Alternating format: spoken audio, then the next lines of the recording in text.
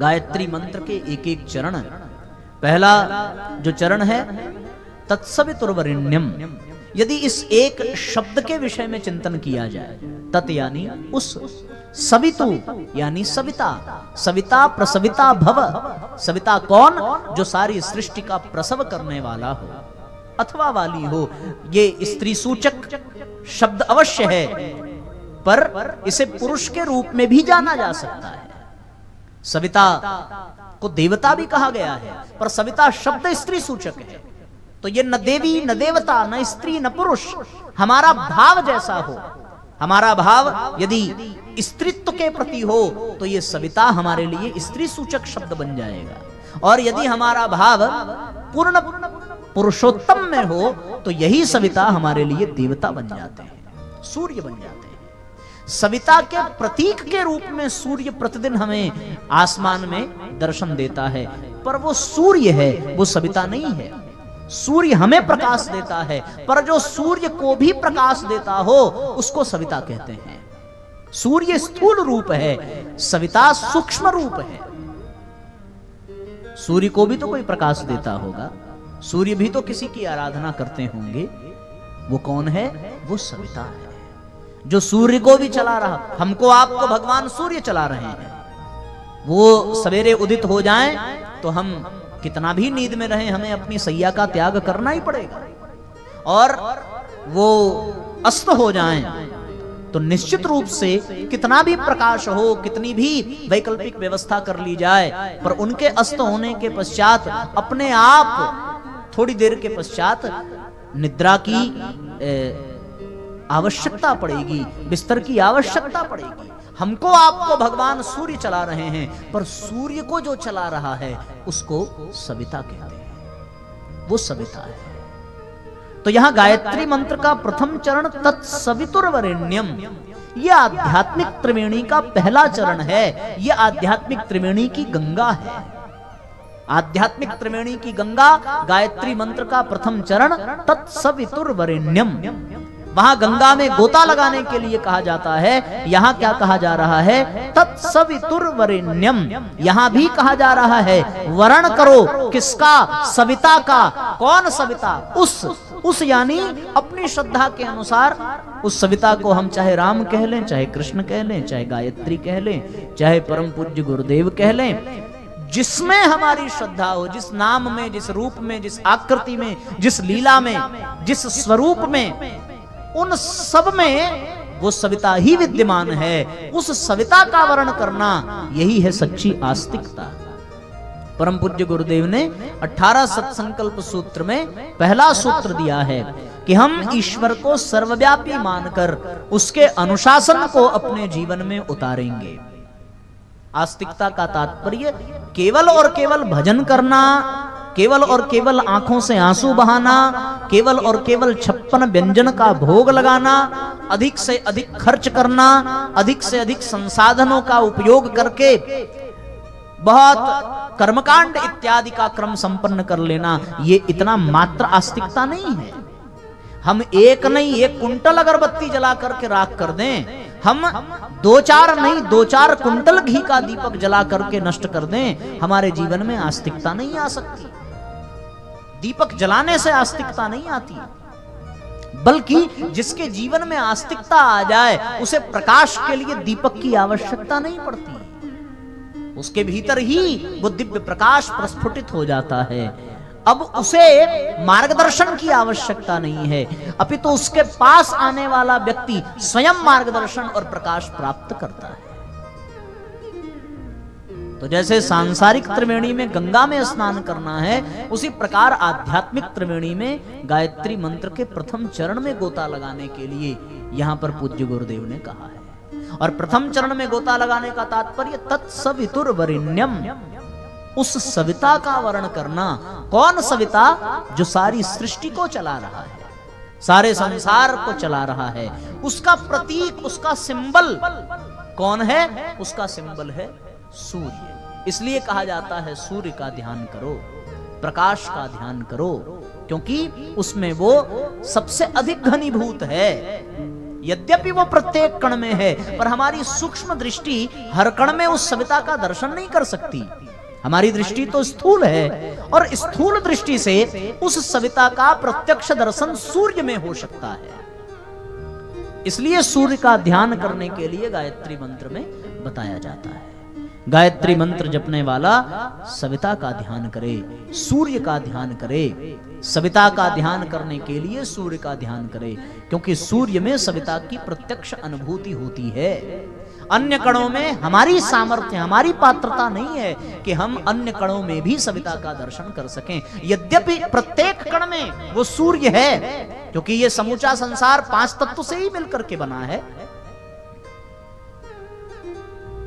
अग्नि से, आकाश से, वायु से, मिट्टी से, जल से, ये 5 तत्व हर कण में है। यदि गहराई से विचार करके देखा जाए तो किसी भी वृक्ष से तोड़ा गया फल, सेब, तो सेब हम लेकर के आए, क्या उस सेब में ये 5 तत्व नहीं है? विचार करके देखो, सेब में भी 5 तत्व है। सेब को काटिए और कटे हुए भाग का स्पर्श करने से हाथ में कुछ गीलापन हो जाता है, इसका मतलब उसमें जल तत्व है। कटने के बाद खाने के समय वो रसीला लगता है, उसमें जल तत्व है, और उसमें वायु तत्व है, उसमें अग्नि तत्व है, क्योंकि बिना अग्नि के वो सेव पका ही नहीं। वो अग्नि हमारे ईंधन वाली अग्नि नहीं, वो सूर्य की अग्नि से पका, वो वायु से पुष्ट हुआ, उसमें 5 के 5 तत्व विद्यमान है। ये हर कण में है, हमारी पात्रता नहीं है। सो हम सूर्य में उस सविता का ध्यान करें और तत्सवितुर्वरेण्यम, उसका वर्ण करें। जिसका वर्ण कर लिया, यानी जिसको स्वीकार कर लिया, तो उसके अनुशासन को स्वीकार करना, यही सच्ची आस्तिकता है। वर कन्या का जब विवाह होता है तो दोनों एक दूसरे का वर्ण करते हैं। वर्ण करने का तात्पर्य क्या? आज के बाद वो वर उस कन्या के अनुशासन में जिएगा, आज के बाद वो कन्या उस वर के अनुशासन में रहेगी। एक दूसरे के अनुशासन में रहने के लिए वर्ण किया जाता है। केवल वरमाला पहना देने से वर्ण नहीं होता। वरमाला पहना दिया पर जीवन में अनुशासन ना अपनाया तो वो वर्ण व्यर्थ हो जाता है। और शायद ऐसे ही वर्ण के लिए तलाक शब्द निकल करके आया, फैमिली कोर्ट की जरूरत पड़ी, पारिवारिक कचहरी, जिसमें जाकर के फिर संबंध विच्छेद की स्थिति बन जाती है। क्यों? क्योंकि वर्ण तो किया पर जीवन में अनुशासन नहीं धारण किया। इसलिए साथियों, गायत्री मंत्र का प्रथम चरण तत्सवितुर्वरेण्यम, ये हमें उस सविता का वर्ण करने की प्रेरणा देता है। और सविता का वर्ण करना यानी सविता का अनुशासन मानना। हम सूर्य भगवान को प्रणाम करें पर सूर्य भगवान का अनुशासन न माने। सवेरे सूर्योदय हो तो हम जगने से मना कर दें, रात में सूर्यास्त हो हम सोने से मना कर दें। इसका तात्पर्य हम उनका अनुशासन नहीं मान रहे हैं। तो उनके अनुशासन को मानना ही सच्ची आस्तिकता है। इसी को आस्तिकता कहते हैं। यही है गंगा स्नान। केवल जाकर के गंगा में अपने तन को भिगा देने से कोई लाभ मिलने वाला नहीं है। क्योंकि जैसे तुम गंगा में जाकर के अपने तन को भिगाओगे, वैसे भैया अपने बाथरूम में भी अपने तन को भिगाया जा सकता है। गंगा में धक्का मुक्की भी लगेगी, डूबने का भी डर रहेगा। बाथरूम में डूबने का डर नहीं रहेगा। वहां तो आप चाहे जितनी देर तक भीगे रहो। तो केवल तन को भिगाने का नाम गंगा स्नान नहीं है। गंगा स्नान मन को भिगाने का है, बुद्धि को, चित्त को भिगाने का है। और उसको भिगाने के लिए जीवन में आस्तिकता का होना बहुत आवश्यक है। इस आस्तिकता की प्रेरणा गायत्री मंत्र का प्रथम चरण देता है। और आस्तिक वही है जो भगवान को न माने, नहीं, भगवान के अनुशासन को जो माने। केवल भगवान को मानने वाला आस्तिक नहीं हो सकता। भगवान को मानने वाले तो बहुत हैं, पर भगवान का माने जो, भगवान की माने जो, भगवान का अनुशासन माने जो, वो आस्तिक है। द्वारिकाधीश को दुर्योधन भी द्वारिकाधीश मानता है, सुदर्शन चक्रधारी दुर्योधन भी मानता है, लेकिन दुर्योधन भगवान के अनुशासन को नहीं मानता, भगवान की बात नहीं मानता। भगवान की बात कौन मानता है? पांडव मानते हैं। सो पांडव आस्तिक हैं। यानी दुर्योधन ने यदि गंगा स्नान किया होगा तो दुर्योधन सांसारिक त्रिवेणी में नहा करके आया, पर पांडवों ने भगवान का अनुशासन माना तो यानी पांडवों ने आध्यात्मिक त्रिवेणी में स्नान किया। ये महाकुंभ का दिव्य लाभ ये हो सकता है कि हम आध्यात्मिक त्रिवेणी में गोता लगावें। यानी अब लोग कह रहे हैं कि भाई 144 साल के बाद अब ये आएगा, तो ये सत्य है कि 144 के बाद साल बाद जब आएगा तो ना आपका शरीर रहेगा ना हमारा शरीर रहेगा, पर गीता कहती है कि शरीर रहे ना रहे हम तो रहेंगे, हमारे रहने में तो कोई संशय नहीं है, हम तो रहेंगे। न जायते म्रियते वा कदाचिन्नायं भविता भूत्वा वा न भूयः अजो नित्यः शाश्वतोयम पुराणो न हन्यते हन्यमाने शरीरे। ये शरीर कभी नष्ट होने वाला नहीं है, क्षमा करिए, आत्मा नष्ट होने वाली नहीं है, शरीर रहे अथवा ना रहे। 144 साल के बाद हो सकता है कि हम इस रूप में न रहें, इस स्थान पर न रहें, पर हम तो रहेंगे और 144 साल के बाद स्नान करने को मिलेगा। और तो भी यदि आध्यात्मिक त्रिवेणी में स्नान न किया तो ऐसे ही समय बीतता जाएगा, हम लोग 84 लाख योनियों के चक्र में घूमते रह जाएंगे, कभी भी कल्याण संभव नहीं है। वहां जाकर के नहा करके आने वाला व्यक्ति उससे कहीं ज्यादा धन्य वो है जो गायत्री के आध्यात्मिक त्रिवेणी में स्नान करे। और आध्यात्मिक त्रिवेणी में, संसारिक त्रिवेणी की गंगा प्रयागराज में आपको मिलेगी, पर आध्यात्मिक त्रिवेणी की गंगा क्या है? आस्तिकता है। और आस्तिक कौन? जो भगवान के अनुशासन को माने, जितना मान सके। पुत्र आज्ञाकारी होता है, ऐसी बात नहीं है, तो आज्ञाकारी होता है तो भी वो राम की तरह आज्ञाकारी तो नहीं हो सकता। आज्ञाकारी है, हम भी अपने पिता के आज्ञाकारी हैं, पर हो सकता है उनकी सभी आज्ञा हम न मान पा रहे हों, या उनकी समस्त आज्ञा मान लेने का भी श्रेय और यश मिल जाए, तो भी ये हो सकता है कि वो कुछ संकोच में आज्ञा न दे पा रहे हैं, है ना? और अगर उनमें आज्ञा देने में संकोच है तो इसका तात्पर्य हो गया कि हम राम जैसे आज्ञाकारी नहीं बन पाए। हम आज्ञाकारी तो हैं, अनुशासन अपने माता पिता का मानते हैं, पर केवल तभी तक जब तक वो सामने है अथवा उनका प्रभाव है। जैसे वो सामने से हटे, मौका मिला, और मौका मिला तो थोड़ा बहुत हाथ पैर इधर उधर मार लिया, कहा था कि मत जाना, पर देखने के लिए नहीं है तो चले गए। बाद में भले सत्य बता दिया कि नहीं आपने मना किया था, फिर भी मैं गया। भगवान के अनुशासन को मानना। अब जो जितनी मात्रा में भगवान के अनुशासन को मान पाएगा वो उतना ही बड़ा आस्तिक कहलाएगा। जो जितना बड़ा आस्तिक होगा उसको उतना ही ज्यादा गंगा स्नान का पुण्य मिलेगा। ये जो सांसारिक त्रिवेणी है ये आध्यात्मिक त्रिवेणी का प्रतीक है। बड़े बड़े महानगरों में आप लोगों ने सुना होगा, देखा होगा कि रोड के किनारे एक रोड बनी रहती है, और वो केवल उन लोगों के लिए बनी रहती है जो अभी ड्राइव करना सीख रहे होते हैं, जो लर्निंग पीरियड में हो। जब वो सीख लेंगे तब वो आकर के मेन रोड पर गाड़ी चलाना प्रारंभ करेंगे। यानी वहां पहले ट्रेनिंग दी जाती है, उस रोड पे ट्रेनिंग प्राप्त कर लेने के पश्चात मेन रोड पर आदमी गाड़ी चलाता है। उसी प्रकार ये जो सांसारिक त्रिवेणी है ये प्रतीक है, ये ट्रेनिंग देने के लिए है।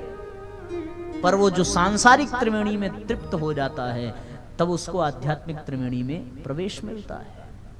और आध्यात्मिक त्रिवेणी से अनभिज्ञ, अनजान, अछूत व्यक्ति सांसारिक त्रिवेणी में जीवन खपा दे, उसको कोई लाभ मिल नहीं सकता। क्योंकि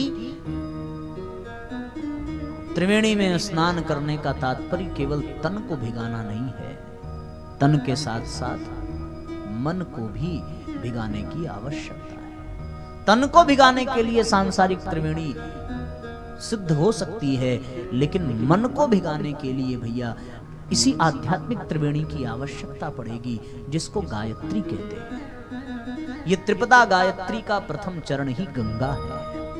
ग यानी गंगा, गंगा यानी आस्तिकता, गंगा यानी भक्ति, गंगा यानी संवेदना, गंगा यानी माता, गंगा यानी प्रेम, गंगा यानी करुणा। ये सारे गुण हमारे भीतर उतरते चले जाएं माँ जैसा वात्सल्य, पिता जैसा धैर्य, भाई जैसा साहस शौर्य, बहन जैसी स्नेह सलीला, ये सारे सद्गुण हमारे भीतर उतरे तो हम आध्यात्मिक बन जाएंगे, आस्तिक बन जाएंगे। और ऐसा आस्तिक व्यक्ति ही त्रिवेणी संगम में स्नान करने का पुण्य प्राप्त करता है। ठीक है ना? गायत्री आध्यात्मिक त्रिवेणी है। ऐसे आध्यात्मिक त्रिवेणी में गायत्री का प्रथम चरण तत्सवितुर्वरेण्यम गंगा का प्रतीक है और वो हमें आस्तिक बनाता है। उस सविता का वर्ण करना, उस भगवान का वर्ण करना, यानी उसके अनुशासन को मानना। ईशानुशासनम स्वीकरोमि, ईश्वर के अनुशासन को मानना ही आस्तिकता है। केवल ईश्वर को मानने से काम नहीं चलेगा। ईश्वर को तो रावण भी मानता है, रावण भी जानता है कि राम भगवान है, लेकिन राम की नहीं मानता ना। रावण भी जानता है कि तीनों लोकों के स्वामी हैं भगवान शंकर, लेकिन उनकी बात नहीं मानता। और उनकी बात नहीं मानता तो वो आध्यात्मिक त्रिवेणी से बहुत दूर है। इसीलिए रावण को लोग सम्मान की दृष्टि से नहीं देखते, क्योंकि उसने संभवतः सांसारिक त्रिवेणी में स्नान किया होगा, पर आध्यात्मिक त्रिवेणी में उसने स्नान नहीं